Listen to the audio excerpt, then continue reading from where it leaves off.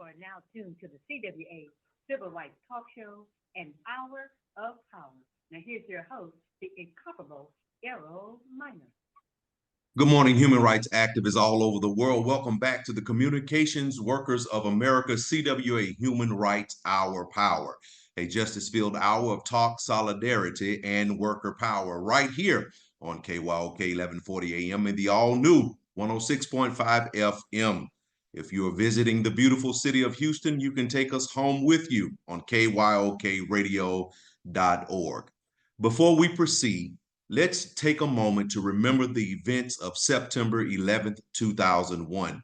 It was 23 years ago on that tragic morning that our nation witnessed the devastating loss of lives.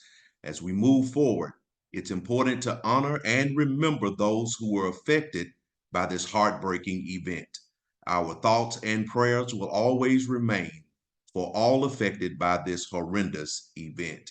Thank you for being back with us this morning on CWA Human Rights Hour Power Radio Show. It's about us. That's right. It's about us. Working agreements, solidarity, living wages, worker power, and simply human rights.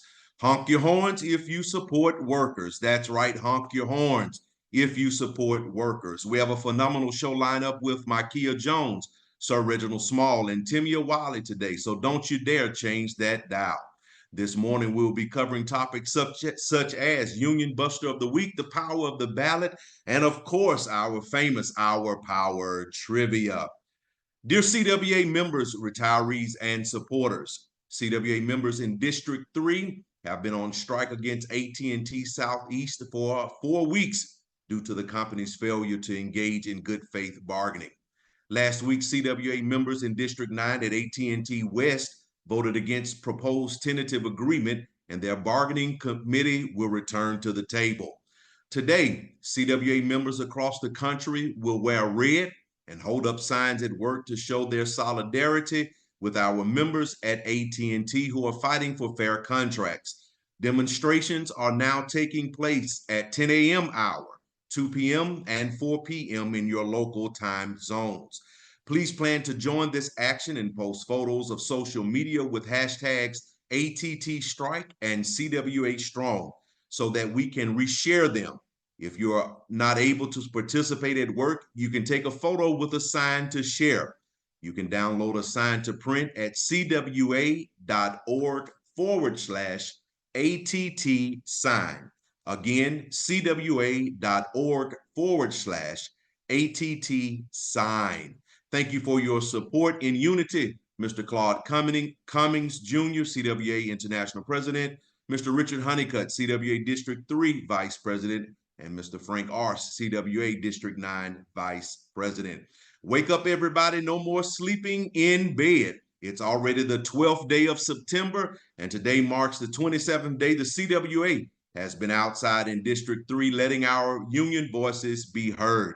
Our union voices will ring in every district from Alaska to Maine, Texas to Minnesota, Canada to Puerto Rico, because we don't play at CWA. Our union brothers, sisters, and siblings at the Pittsburgh Post-Gazette have been outside for 19 months striking on the picket lines, and yet while they're striking, they're still churning out the news with facts for you and me. Let's show our support to them by making sure we subscribe to unionprogress.com. And once you subscribe to this free publication, how about going over and donating to their strike fund at cwa.org/PPG-donate. And I keep hearing these voices shouting, when we fight, we win. Our brothers, sisters, and siblings at Maximus are still fighting for a contract. And so we ask that you continue to show support for the workers of Maximus and their families at cwa.org/CCW Solidarity Fund. You are tuned into the KYOK 1140 AM and the all-new 106.5 FM. And just in case you have to get out of that vehicle of yours, take us with you into the office at kyokradio.org. Kimberly Crenshaw is a pioneering scholar and writer on civil rights, critical race theory, Black feminist legal theory, and race, racism, and the law. In addition to her position at Columbia Law School, she is a distinguished professor of law at the University of California, Los Angeles. Crenshaw is known for introducing and developing intersectional theory, the study of how overlapping and or intersecting social identities, particularly minority identities, relate to systems and structures of oppression, domination, or discrimination. Her work further explains to include intersectional feminism, which is a subcategory related to intersectional theory. Intersectional feminism examines the overlapping systems of oppression and discrimination that women face due to their ethnicity, sexuality, and economic background. Her studies, writing, and activism have identified key issues in the perpetuation of inequality, including the school to prison pipeline for African American children and the criminalization of behavior among Black teenage girls. Through the Columbia Law School African American Policy Forum, AAPF, which she co founded, Crenshaw co authored with Andrea Ritchie Say Her Name, Resisting Police Brutality Against Black Women, which documented and drew attention to the killing of Black women and girls by police. Crenshaw and AAPF subsequently launched the Say Her Name campaign to call attention to police violence against Black women and girls. Crenshaw's focus on intersectionality is how the law responds to issues that include gender and race discrimination.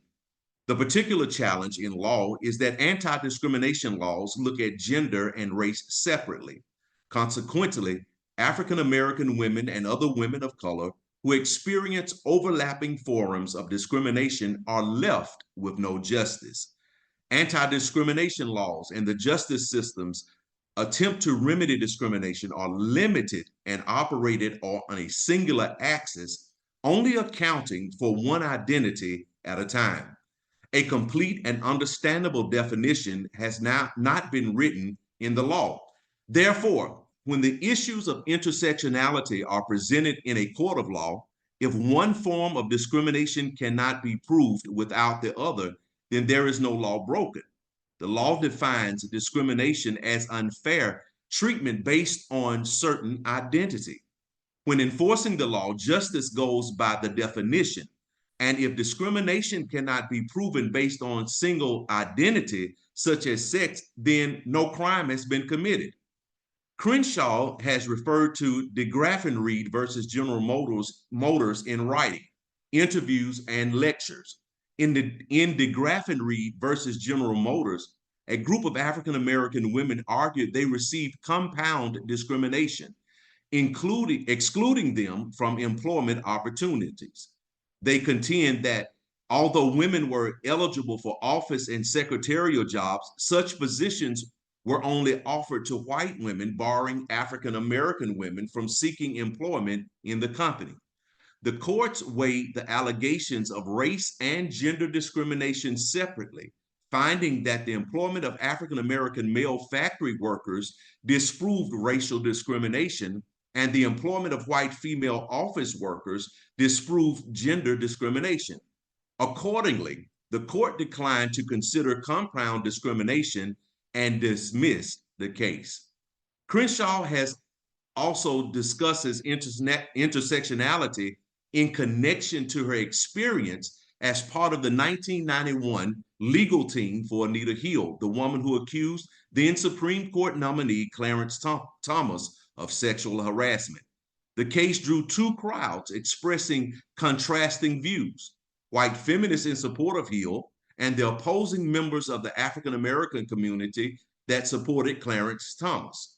The two lines of the argument focused on the rights of women and Hill's experience of being violated as a woman on the one hand, and on the other, the appeal to forgive Thomas on turn a blind eye to his conduct due to his opportunity to become only the second African American to serve on the United States Supreme Court.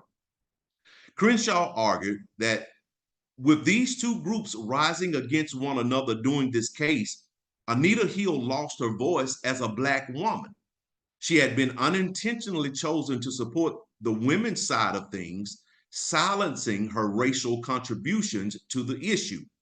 It was like one of these moments where you literally feel that you have been kicked out of your community, all because you're trying to introduce and talk about the way that African women have experienced sexual harassment and violence. It was a deafening moment, she says. Many women who talk about the Anita Hill thing, Crenshaw adds, they celebrate what's happened with women in general. So sexual harassment is now recognized. What's not doing as well is the recognition of Black women's unique experiences with discrimination. In recent years, Crenshaw has spoken out against misinterpretations of intersectionality, saying that some have wrongly characterized it as a blanket term for complicated problems. Identity politics on steroids are a mechanism to turn white men into new pariahs. Instead, Crenshaw characterizes intersectionally as a lens, a prism for seeing the way in which various forms of inequality often operate together and exacerbate each other. We tend to talk about race inequality as separate from inequality based on gender, class, sexuality, or immigration status. What's often missing is how some people are subject to all of these, and the experience is not just a sum of its parts. You're tuned into KYOK 1140 AM and the all new 106.5 FM.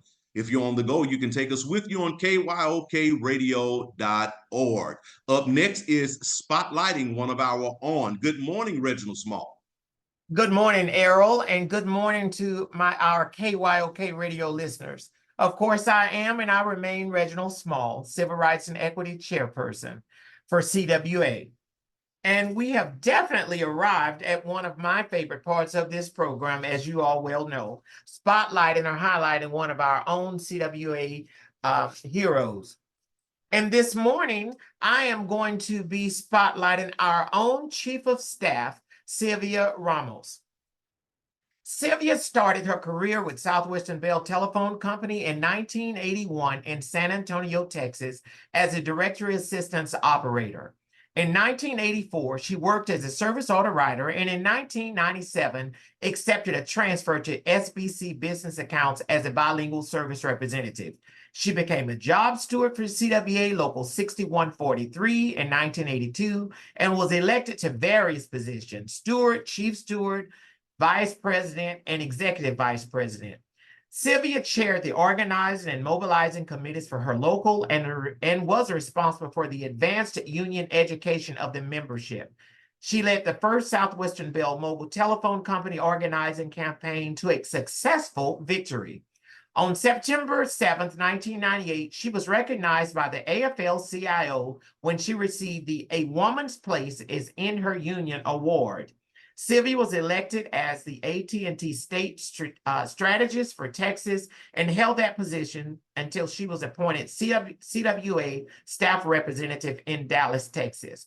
While in Dallas, she was assigned to chair numerous bargaining committees, such as Southwestern Bell Messaging. Sylvia, at the CWA National Convention in July 2023, Sylvia was appointed Chief of Staff and Special Advisor to the President by newly elected CWA International President Claude Cummings Jr. In her new role, Sylvia has brought her knowledge, skills, and leadership in bargaining from her notably successful contract wins at CWA District 6 to the multiple bargaining tables across districts. Sylvia has taken on the challenge of raising awareness about artificial intelligence and its impact on union workers, recently representing the CWA AI principles and recommendations at the UNI Global Conference in South Africa as a featured speaker. Sylvia was among a small group of key leaders invited to join senior White House officials at a White House roundtable in April 24 to discuss AI and the impact on workers with the Acting Secretary of Labor. Sylvia has 3 children that she's extremely proud of: Jason, John, and Jacqueline Nicole. It is my honor to recognize Sylvia for all of her work and the work that she continues to do for Communications Workers of America. And again, it is my honor to spotlight one of our own Chief of Staff, our first Latina Chief of Staff, Sylvia Ramos. Back to you, Errol. Thank you so much, Mr. Reginald Small. Sylvia, thank you for all that you do as well. You're listening to CWA Our Power on KYOK 1140 AM and the all-new 106.5 FM. If you're on the go, you can take us with you on kyokradio.org. Wake up, everybody. No more sleeping in bed. Turn the volume up just a little bit louder to hear the Union Buster of the Week with Miss Timia Wiley. Good morning, Good Timia. morning. Good morning, Errol. Good morning, KYOK listeners. And good morning to my siblings on the picket line. I hate to sound like a broken record, but as long as they're on a picket line, we're going to talk about it. Try to bring some awareness to get my siblings back to work.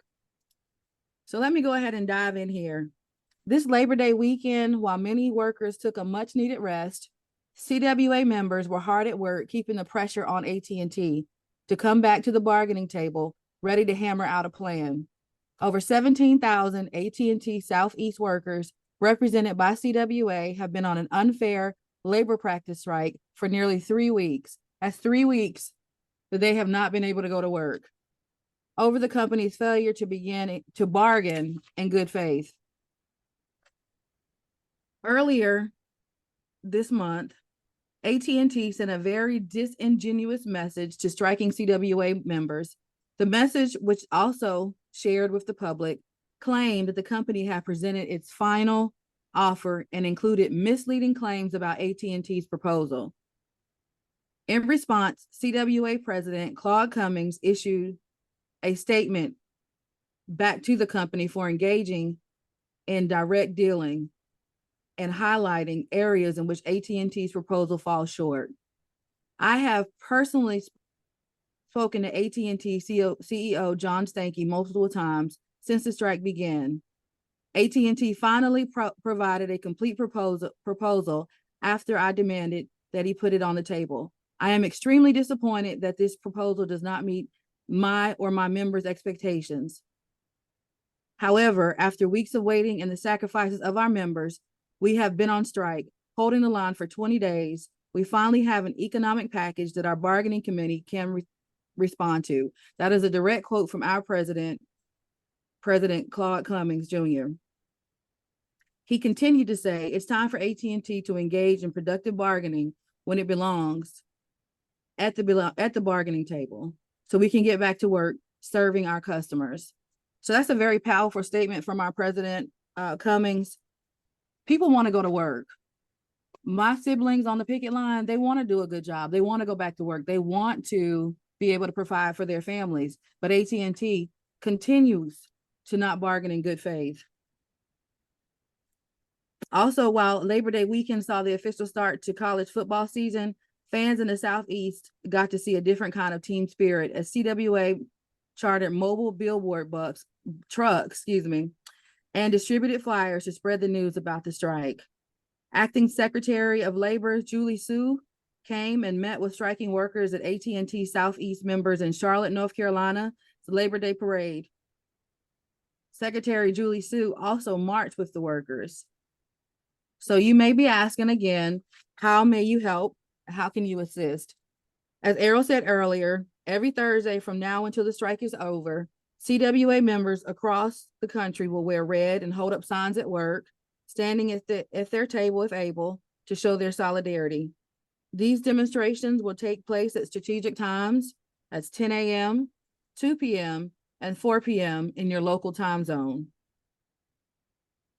Please plan to join this action and post photos on social media with the hashtags ATT Strike and hashtag CWA Strong so that we can reshare them.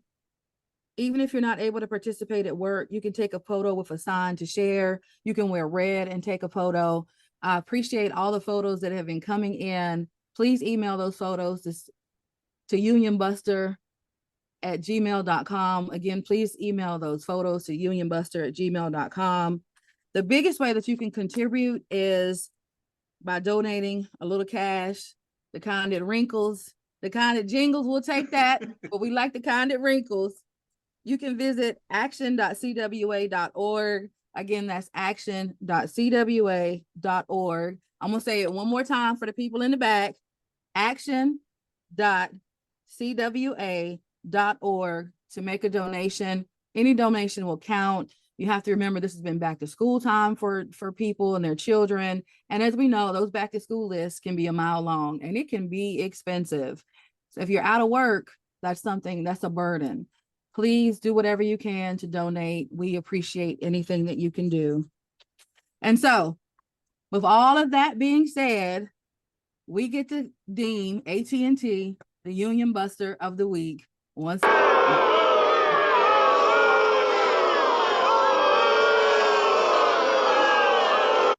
Thank you, Errol. Back to you. Thank you so much, Timya, and to all of our listeners in all over, especially our districts that are out on strike District 3. We want to encourage you all to just continue to hold the line. Our bargaining teams are diligently working, and just remember, we must continue to say it loud and say it clear that we have no fear. Thank you again, Timya. Up next, we will be talking about the power of the ballot. You're listening to the Communication Workers of America, CWA Human Rights Hour Power, Justice-Filled Hour of Talk, Solidarity, and Worker Power, right here on KYOK 1140 AM and the all-new 106.5 FM. If you're on the go, you can take us with you on kyokradio.org. I believe I have my Kia with me in the studio, and I want her to come on just for a second. And before we get into the power of the ballot, I want her to come in and talk about the back to school drive that is going on in District 3. My Kia, will you step on in and talk about the back to school drive if you can? I sure can. Good morning, Errol. Good morning, KYOK radio listeners. We're, as previously mentioned, District 3, which is the southeast region of the U.S., the workers from CWA AT&T are out on strike, and we all know it's back to school time. So right now, we're trying to do a school supply drive just to help lessen the burden and the impact, the economical impact on our striking workers' pockets. So if you know anyone that's a CWA member in any district, the United States, or any sector, please get in contact with them to find out how you can help support. We're trying to gain supplies and funds to just get these kids their school supplies, get these backpack stuff, and get it all sent out. So our school supply drive is taking place between now and next Friday. So anything that you can do to help support the workers on District 3 will be greatly appreciated. Now, this is separate from the regular strike fund. This is specifically for school supplies for their children. So I know we're asking for a lot, but help out where you can. So if you have additional school supplies, you can just donate the school supplies. If you have money to donate, we'll accept that as well. But we're just trying to help our brothers and sisters and siblings on the picket lines out. Back to you, Errol. All right, thank you so much. That's 17,000 workers out on strike, CWA, union members, AT&T Southeast contract. And we thank all of you for donating to this fund to help District 3 union members out. The power of the ballot. The power of the ballot refers to the fundamental role that voting plays in democratic societies, where citizens have the ability to influence government decisions, policies, and leadership through the electoral process. It represents not only a right, but also a powerful tool for shaping the future of a country or a community. The ballot gives people a voice in government and ensures the political leaders are accountable to the populace. It is the primary means by which ordinary citizens can participate in decision-making processes and experience their preferences regarding policies, candidates, and the direction of their society. Voting allows citizens to elect representatives who share their value and concerns, ensuring that diverse perspectives are included in the political process. It empowers marginalized groups such as racial minorities, women, and the economically disadvantaged to have a say in governance. Through the elections, citizens also can check the power of elected officials by voting them out of office if they fail to meet the public's needs or act against common good. Throughout history, the ballot has been a catalyst for significant social and political change. Movements for civil rights, gender equality, labor rights, and other social reforms have relied heavily on the power of the vote to bring about change in law and policy. The power of the ballot was central to the fight for racial equality in the United States, particularly during the civil rights movement. The right to vote, which had been denied to African Americans in many states through discriminatory practices like poll taxes and literacy tests, was a key battleground. The passage of the Voting Rights Act of 1965 helped to ensure that racial minorities could exercise their voting rights, shifting the political landscape and leading to greater representation and civil rights protections. The women's suffrage movement fought for decades to secure the right to vote for women. The 19th Amendment to the U.S. Constitution, passed in 1920, was a landmark victory that extended the power of the ballot to women, paving the way for greater gender equality in politics and society. The ballot is the cornerstone of democracy. It serves as the primary mechanism for peaceful transitions of power, allowing citizens to resolve political differences through voting rather than violence or coercion. Widespread participation in voting helps to legitimize the political system by reflecting the will of the people. When large segments of the population are disenfranchised, it can undermine the credibility of the government and lead to instability. The power of the ballot is a safeguard against authoritarianism. Free and fair elections prevent the concentration of power in the hands of a few by ensuring regular leadership changes and giving the public the opportunity to oppose undemocratic leaders. Despite its importance, access to the ballot has often been contested. Throughout history, there have been efforts to suppress certain groups' ability to vote, which diminishes the power of the ballot and weakens democracy. Tactics such as gerrymandering, voter ID laws, and purges of voter rolls have been used to limit access to voting, especially among minorities, the poor, and young people. These barriers undermine the power of the ballot by preventing certain groups from having their voices heard. Many groups have historically been excluded from voting, such as women, minorities, and people with disabilities. Even today, certain individuals, such as convicted felons in many U.S. states, are disenfranchised and unable to participate in elections, which limits their political power. Voter suppression has a long and ugly history in the United States, and over the last 2 decades, it has resurfaced with a vengeance. Over the last 20 years, states have put barriers in front of the ballot box, imposing strict voter ID laws, cutting voting times, restricting registration, and purging voter rolls. These efforts, which received a boost when the Supreme Court weakened the Voting Rights Act in 2013, have kept significant numbers of eligible voters from the polls, hitting all Americans, but placing special burdens on minorities, poor people, young and old voters. What is voter suppression? Voter suppression refers to any efforts, tactics, or laws designed to disenfranchise or make it more difficult for certain groups of people to vote. This can include practices that create barriers to voting or actively discouraging or preventing eligible voters from casting their votes. There's power at the ballot.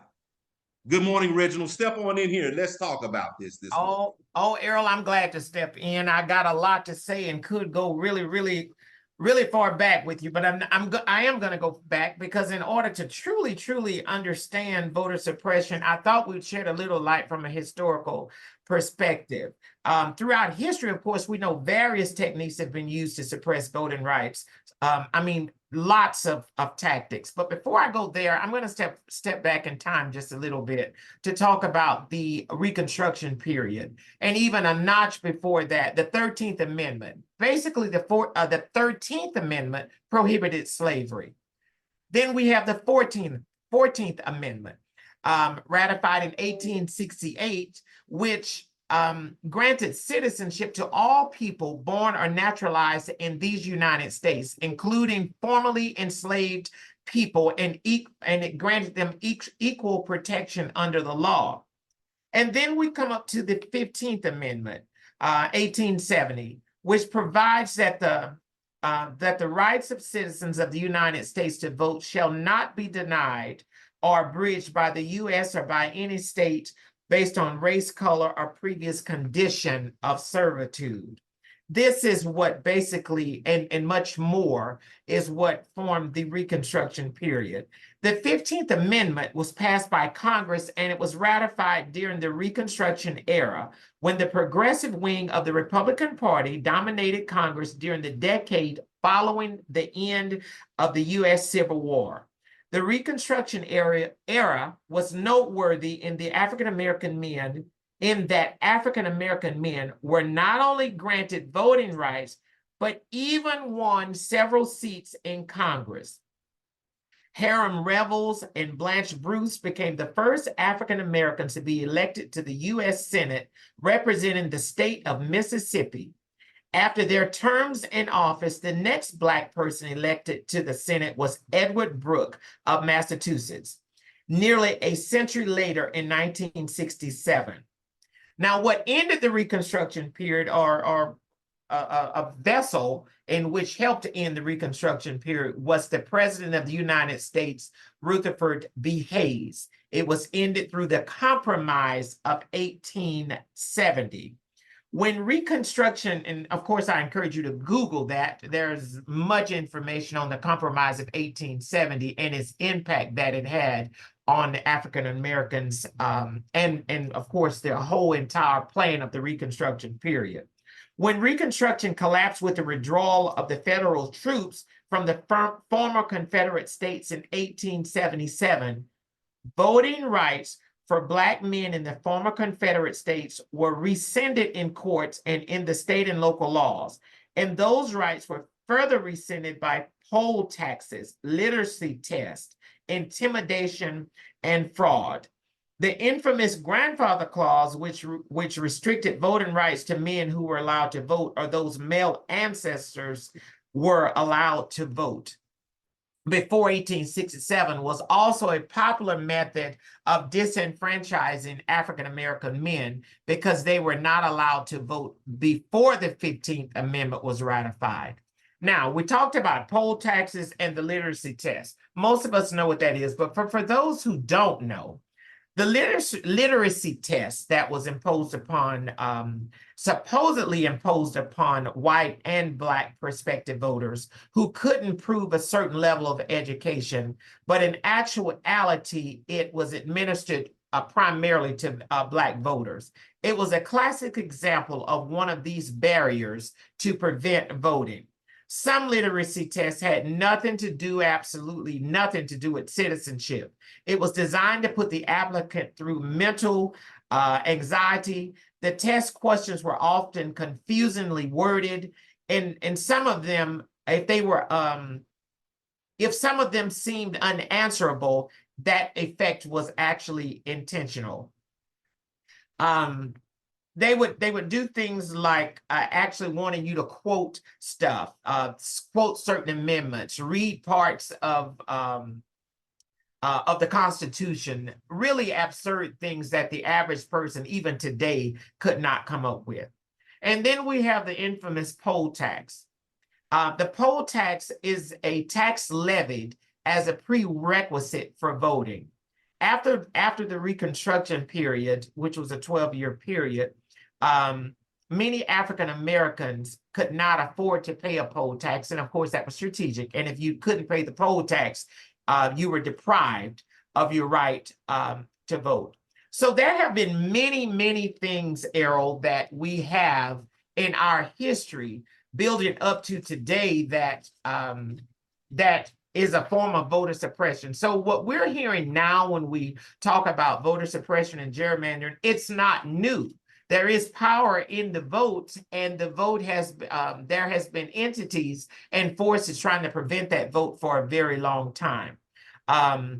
Now, current examples and tactics that we talk about are voter ID laws. Some states require specific forms of identification to vote, which can affect marginalized groups who may have difficulty obtaining these IDs.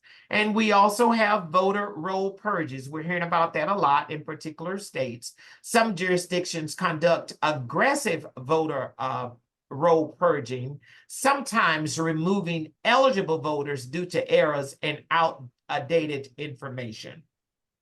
So these are just some of the things, and I said a whole lot, but it takes time to actually take a leisurely stroll down memory lane to bring us up to the current point. And Tamia, you're welcome to jump in anytime because I can see you wanting to say something here. Well, you know me, I do have a lot to say, and I hope I don't put anybody to sleep, but we are going to go down the gerrymandering hole. So gerrymandering is the manipulation of electoral district boundaries to favor one party over another, and it can dilute the voting power of certain groups. The term dates to 1812, when Massachusetts Governor Eldridge Gerry signed into law a redistricting plan that included a district many thought looked like a salamander, leading opponents to nickname the district after him. But while the term has become a synonym for redistricting abuses, it actually covers a wide variety of sins, not all of which are related. For example, one form of gerrymandering involves drawing districts in order to protect incumbents. Likewise, sometimes districts are drawn to ensure a favorite candidate can successfully run for office.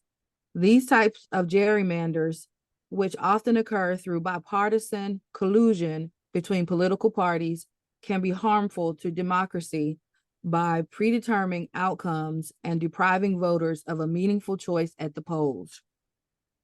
Extreme partisan gerrymandering is when a political party uses its control of the process to artfully craft maps that lock in an outsized share of seats for an entire decade. The lasting and harmful effects of extreme partisan gerrymandering are especially apparent in traditionally purple states like North Carolina. At a statewide level, North Carolina is a robust democracy with highly contested elections for everything from president to state auditor. Extreme partisan gerrymanders not only bake in results, but also result in maps that are deeply unrepresentative. John Adams famously wrote in 1788 that the House of Representatives, and by extension state legislators, should be an exact portrait and miniature of the people as a whole. That doesn't happen when district boundaries are manipulated in this way.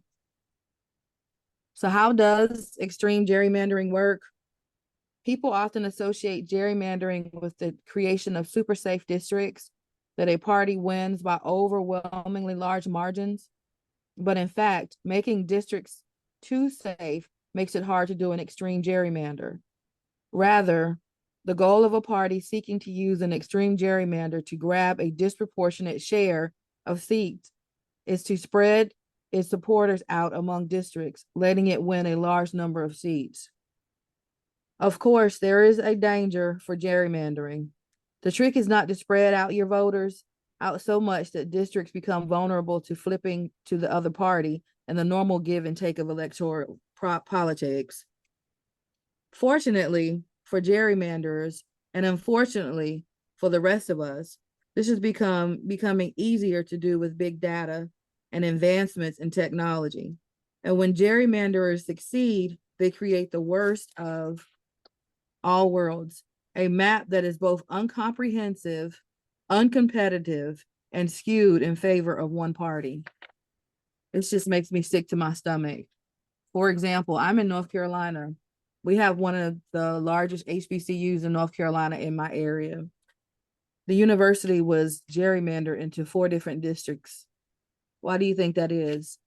It washed out the vote. But I'm gonna get off my soapbox. I think I bored y'all enough for today.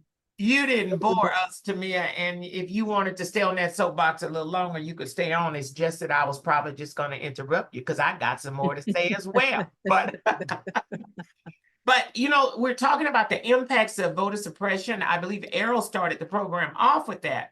And you know, there are impacts of voter suppression. It's disenfranchisement, trust in democracy. With disenfranchisement, voter suppression, it affects marginalized communities, including racial minorities, our elderly, and low-income individuals.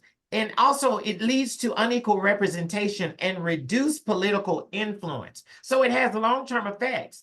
The trust in democracy, I mean, that is rampant right now with the distrust in democracy and the whole process. When voters perceive that the system is rigged, I hate to even say that word. When voters perceive that the system is rigged or that their votes don't matter, it can undermine public trust in democratic institution and the processes.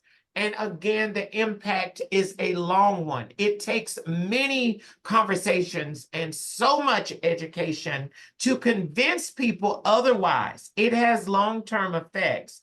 I mean, it's such a complicated issue when we talk about the trust factor and our next generation not believing that their vote matters. That's serious. I mean, that's the future of democracy and the future of our country as we actually know it. And the judicial challenges, courts have been involved in addressing various voter suppression tactics through outcomes that can vary depending on the jurisdiction and the specifics of the cause. And when we get to talking about action and advocacy, voter education, grassroots organizing, monitoring, and reporting, educating voters, voter education, voter education, voter education. No, it's not a broken record. It's Reginald. Voter education, educating voters about their rights and the voting process can help with the effects of voter suppression. Grassroots organizing. Grassroots efforts, including mobilizing communities and advocating for policy changes, play a critical role, a very, very critical role in combating voter suppression. And monitoring and reporting. Monitoring election practices and reporting instances of suppression can help hold accountable those responsible and drive reforms. Basically, if you see something, say something. And Reginald, you know, I'm just gonna hi everyone. I'm just gonna chime back in here because that's the importance of a fair voting system. A robust and accessible voting system is fundamental to a healthy democracy. Addressing and combating voter suppression is essential to ensuring that all eligible voters have the opportunity to participate in the electoral process and that their voices are heard. And that's for now and future generations. You know, we want representation and equity in our in our government and in our lives. So voting ensures that a wide range of voices and perspectives are considered in the decision-making process. When everybody participates, elected officials are more likely to address issues that affect diverse groups of people and not just certain silos or percentages of the population. And it balances interests. A functioning democracy works to balance the needs of both the majority and the minority. So when voters from all backgrounds engage in the process, policies are more likely to reflect a comprehensive view of societal needs as a whole. And these outcomes, when we have this responsive governance, and when people exercise their right to vote, they hold elected officials accountable.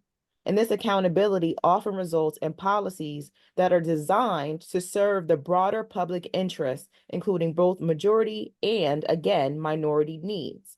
And inclusive policies lead to the election of representatives who champion inclusive policies and programs that meet the needs of marginalized or unrepresented groups. And we have historical evidence of that, right? So the historical impacts show, like how Reginald said previously, that voter participation has led to significant social and legislative changes that benefit both the majority and minority groups, like civil rights legislation, which resulted from robust voter participation, and it has had lasting positive effects on minority communities, and I just feel like the US as a whole. And it prevents extremism. Moderation and balance and high voter turnout tend to prevent extreme policies from gaining traction, and that's on both sides. So when more people vote, it reduces the likelihood that extreme or narrow viewpoints will dominate, leading to more balanced and moderate policy outcomes. And it empowers the voice of the people, and it empowers the marginalized groups. Voting empowers minority groups to have a say in their governance, which can lead to greater attention to their specific issues and needs. This empowerment is crucial for ensuring that diverse perspectives are included in policy discussions. And a healthy democracy relies on the active participation of all of its citizens. When everyone votes, it strengthens the legitimacy of democratic institutions, and it ensures that the outcomes better reflect the collective will.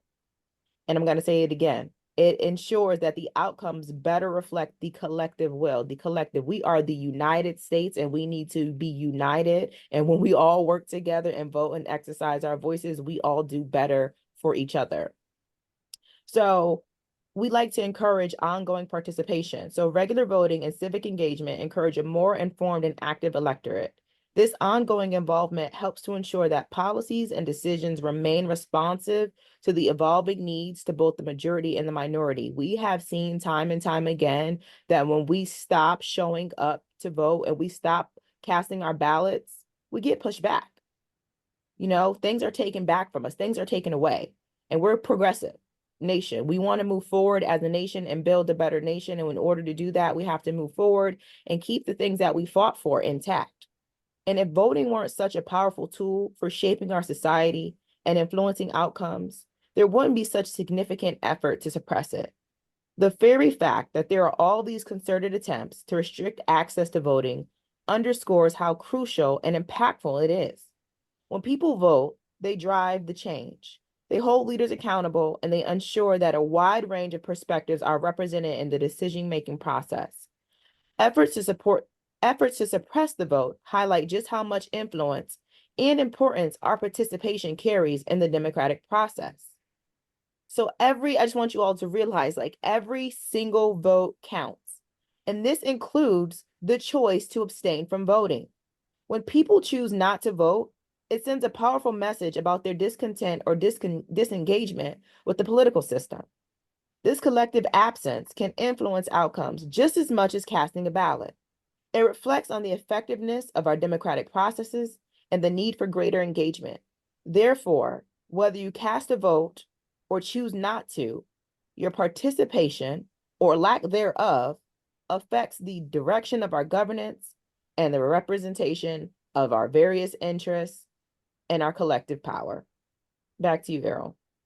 So I have just a little tweak right here. So all of that sounds to me like systemic racism from the Jim Crow era all the way up to now. It's systemic racism, it's classism, there's several different things that have impacted our society and the history of our country that all affect how our democracy works. And that's why, again, it's so important for us as a collective, no matter what side are you on, no matter what you believe in, to exercise our right to vote. Because you may feel like, okay, you're not affected by systemic racism, right? Racism may not apply to you, but classism does if you're poor. You may feel like classism doesn't apply to you because you're well off, but if you're part of the LGBTQIA plus, then that applies to, then there's certain biases and things that you have to face there. So there's a number of different things, like there's patriarchal things that affect women that have affected voting and the voices of females and women in the country. So the whole entire voter suppression system is put in place to keep certain people in place. And we have to fight back. Right. You most definitely, we do have to fight back. Yeah. Even one of the things that I think we've talked about it before, the tests that they were used, like counting bubbles and circles or similar shapes, just to be able to vote. And during the Jim Crow era, African Americans were not in schools, so they didn't have the education during that particular time. So there were things put in place to prevent the vote itself. And so we have to fight against that. Timmy, did you have something? No, I was just going to say we absolutely have to fight back. We have to educate one another. We have to we have to do a better job. We have to do a better job of getting souls to the polls and educating people about the issues at hand. Gerrymandering, you wouldn't even notice it if you weren't aware of it. But now that you're aware of it, you know better, you do better. Make your voices heard. Make this stuff, it's got to stop. It's not a fair election. It's got to stop. And I'm right. We have to make our voices be heard. And again, I'm going to stress this again, you need to have a voting plan. You need to make sure that you're registered ahead of time. You need to make sure that you got gas in your car or shoes on your feet. You need to make sure that you know where your polling places are. Don't let people try to change where your polling place is last minute and confuse you. You need to have a voting plan, and you need to encourage others to have a voting plan and kind of work together. Carpool if you have to, get on a train or a bus or whatever if you have to, call a Lyft or Uber if you have to, but make sure that you're aware of all you need to be aware of, and you have all your materials and everything that you need to vote. And that's right. And I'm just to piggyback, take someone with you. Just take somebody with you. It's not hard. Find somebody in your district, or not even your district. Take them with you. Listen, if you need a few little dollars for gas, hit me up in my email. Look, take somebody with you. I will give you $5 on your tank. I promise you I will. Take somebody with you. That's 2 votes right there. The power of the ballot lies in its ability to shape the political, social, and economic future of a society. It provides citizens with the means to hold their leaders accountable, influence policy, and enact social change. The full realization of the power of the ballot requires vigilance against efforts to suppress or undermine voting rights, as well as a commitment to fostering informed and active participation in the democratic process. There is power in the ballot. You're listening to Communication Workers of America, CWA Human Rights Our Power, a justice-filled hour of talk, solidarity, and worker power, right here on KYOK 1140 AM and the all-new 106.5 FM. And if you're on the go, you can always take us with you on kyokradio.org. As we come down to the final minutes of the show, our union brothers, sisters, and siblings at the Pittsburgh Post-Gazette have been outside for 19 months on the picket lines, and yet while they're striking, they're still churning out the news with facts for you and me. Let's show our support to them by making sure we subscribe to unionprogress.com. Once you subscribe to this free publication, how about going over and donating to their strike fund at cwa.org/PPG donate. Our brothers and sisters and siblings at Maximus are still fighting for a contract. Please help them out by going over to cwa.org/CCW Solidarity Fund. Also, we must continue to remember those that have been out in District 3, 17,000 workers. We are at day number 27, depending on which way you're counting. Keep it pushing. Say it louder. My brothers, sisters, and siblings in District 3, say it loud, say it clear. We have no fear. An hour is not long enough to be with you, and a week is too long to be away from you. You have been tuned into the CWA Human Rights Justice Hour Power broadcast. I hope something you heard today has inspired you to take action toward creating positive change in the world. Every person has the power to make a difference, no matter how small, and by working together, we can create a world where human rights are respected and valued. So I encourage each of you in the listening audience to reflect on your role in promoting human rights to effect change in your communities and beyond. Know that you're not alone in your quest for a more just and equitable world. When faced with injustice, it can be easy to lose hope and give up. But remember, justice may be slow like the truth, but when it finally comes, it will stand. Until next Thursday, 10 a.m. Central Standard Time, right here on KYOK 1140 a.m. and the all-new 106.5 FM, KYOKradio.org. The power of the ballot. See you next week. You have been tuned to the CWA Civil Rights Talk Show, an hour of power, heard each Thursday right here in the legendary KYOK 1140 AM and the all-new 106.5 FM, 10 a.m. Central Time with your host, Errol Minor.